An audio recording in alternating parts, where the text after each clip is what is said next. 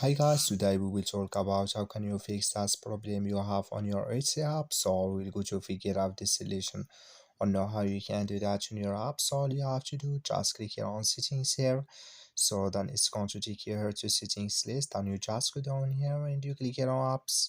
So then it's going to take you here to apps list, and all you have to do now, so you just go down here and you're looking for Etsy app here in this list. So then when you find it, you just click here on your Etsy app. Then it's going to take you to next step here. Then all you have to do, just click here on first stop and you click here on OK. So and you go down here. Sorry, I'm go back here.